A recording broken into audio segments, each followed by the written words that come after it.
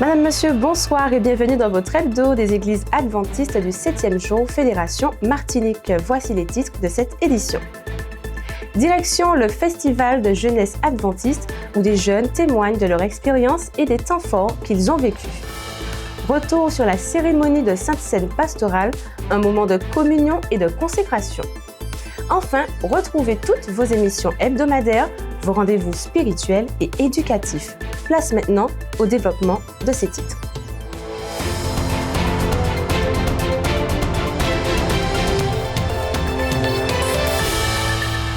Le Festigia, un week-end marquant, mais concrètement, que vivent les jeunes durant cet événement? Pour le savoir, nous sommes allés à leur rencontre afin de recueillir leurs impressions.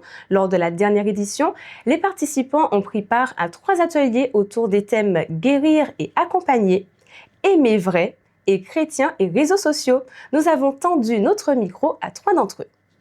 Bonjour à tous et bienvenue au Festigia, le festival de jeunesse adventiste qui rassemble tous les jeunes de la Martinique sur ce site de camp à Rama, en plein air. Il fait beau et nous avons démarré ce programme. Nous sommes tous rassemblés. Nous sommes en ce moment dans les ateliers. Voilà, nous fonctionnons par atelier et je vous propose qu'on aille voir un petit peu ce qui s'y passe. Léna Dorian, vous avez mené l'atelier Chrétiens et réseaux sociaux. Alors, comment avez-vous vécu ce moment et surtout, comment vous avez abordé cette thématique très actuelle avec les JA? Vraiment très bien passé. On a voulu vraiment parler des réseaux sociaux parce que c'est un sujet qui est très actuel justement, parce que ça concerne vraiment les jeunes, d'où le lien avec le Festigia. Et on a voulu vraiment questionner les jeunes et les moins jeunes sur comment, en tant que chrétien, se positionner sur les réseaux sociaux. Est-ce qu'on va parler de Jésus? Comment le faire? Donc on a eu des débats qui étaient très riches. Beaucoup apprécié cet échange, ça a été très riche, comme il disait, très édifiant. C'était très intéressant de voir aussi le ressenti de chacun par rapport à ça, les différents avis qui divergeaient. Globalement, c'est un échange très enrichissant. Même pour nous, ça a été très édifiant. Donc on peut parler de Jésus sur les réseaux sociaux, on peut le faire de façon diverse et variée pour les chrétiens et surtout les non-chrétiens en fait. C'est ça qui est beau, donc on est engagé pour la mission. Bonjour Mianeri, dis-nous tout, dans quel atelier étais-tu juste à l'instant? Alors j'étais dans l'atelier Guérir et accompagner avec Valériane. Et comment tu as vécu ce moment? Très passionnant, elle a partagé son expérience qu'elle a faite avec Dieu lors de ses études de médecine. Donc le fait de mettre Dieu en premier dans ses études, les décisions qu'elle a prises, et puis le fait que Dieu l'accompagne dans ses études et que maintenant elle est médecin généraliste, qu'elle essaie vraiment d'aider les autres. Franchement, c'est très intéressant et ça fait aussi un parallèle avec moi où moi aussi j'étais en études aussi pour de ma famille.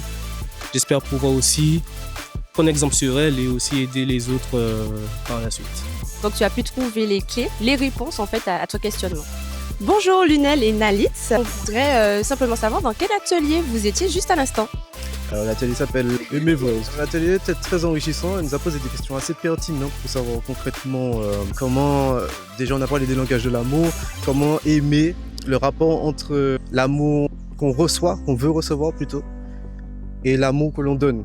Peut-être la différence, parfois on se retrouve dans des situations où il y a une différence entre l'amour que l'on donne et l'amour que l'on reçoit. Et parfois, c'est ce qui crée du désaccord entre les personnes, tout simplement. Voilà. Donc, c'était un peu l'angle principal sur lequel on a délibéré. Alors, c'était super. On a surtout vu qu'il fallait faire la différence entre être attiré et aimer.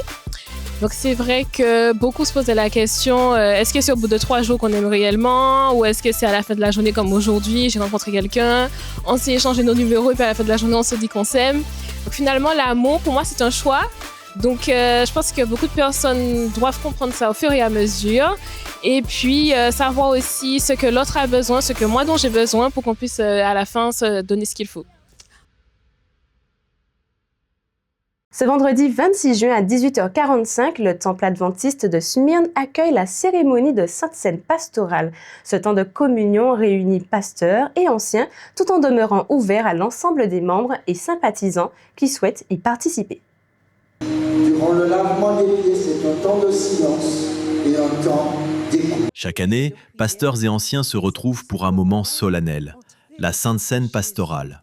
Un acte fondateur, une conviction intacte.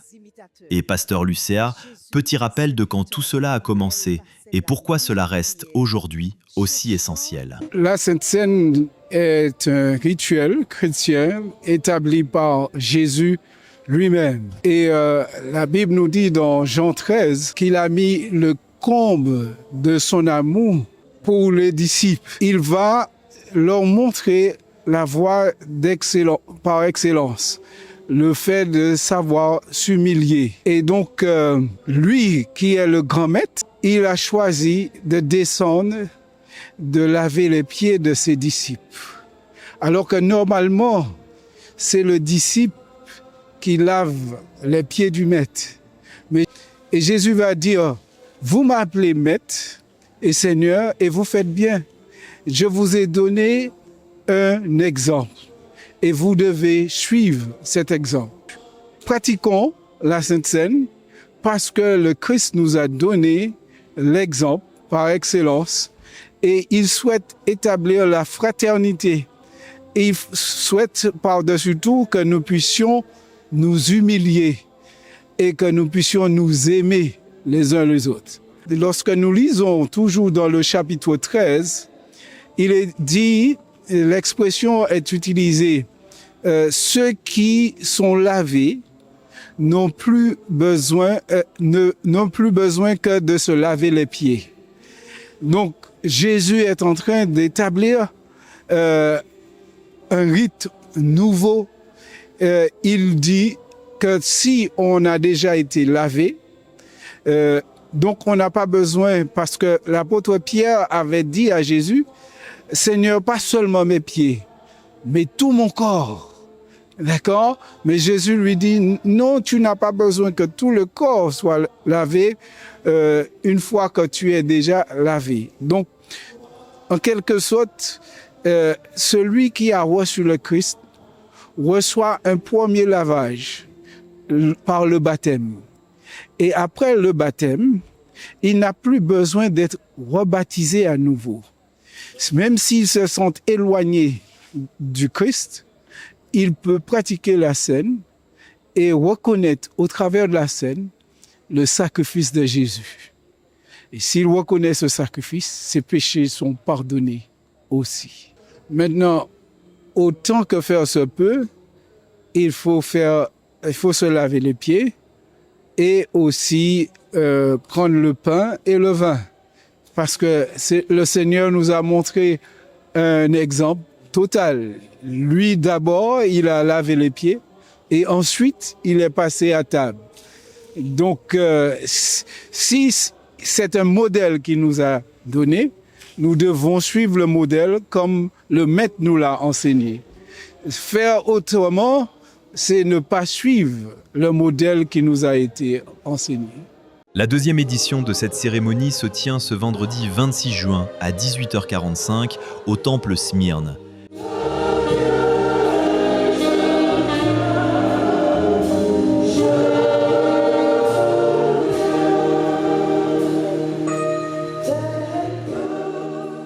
Nous poursuivons cet hebdo avec les émissions de ce week-end, mais juste avant, faisons un point météo.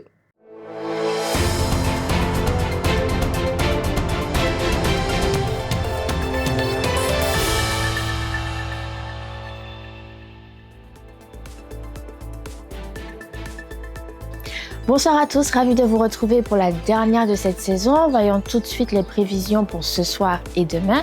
Quelques bonnes nouvelles par rapport au week-end dernier et à ce début de semaine. Alors ce soir, la nuit s'annonce calme. Quelques rares nuages pourront laisser se faufiler quelques averses en fin de soirée. Et puis une très légère brume de sable reste perceptible en arrière-plan. Côté température, prévoir entre 25 et 26 degrés.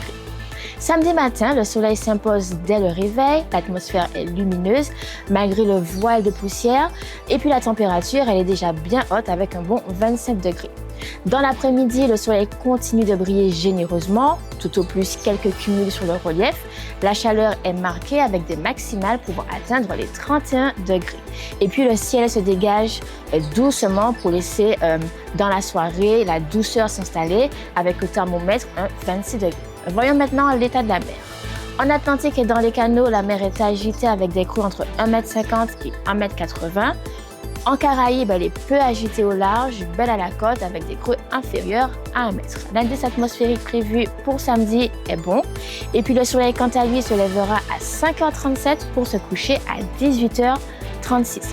Je vous souhaite une excellente soirée, de très bonnes vacances et surtout, prenez soin de vous.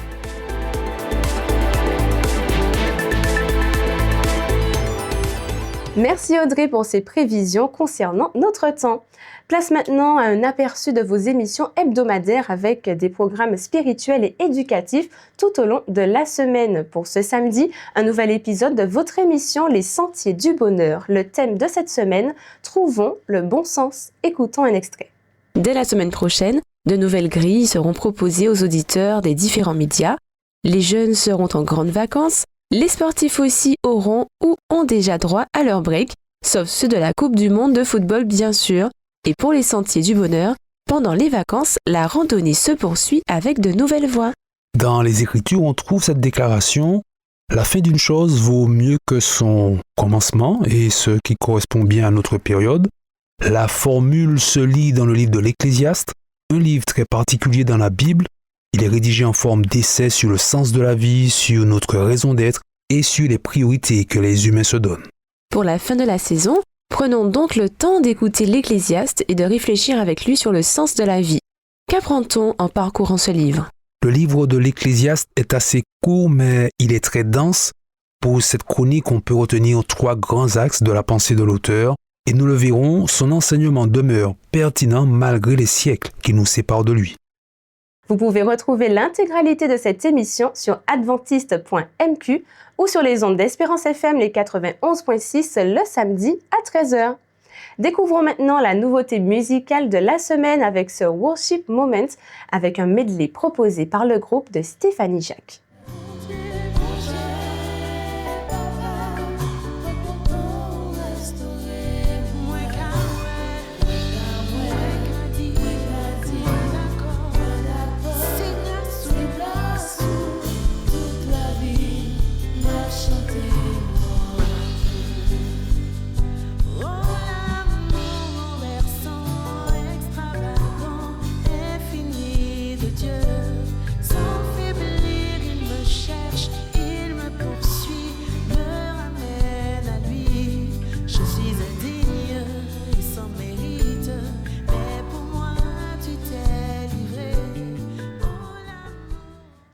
Vous pouvez retrouver l'intégralité de ce morceau sur la chaîne YouTube Espérance Média Martinique.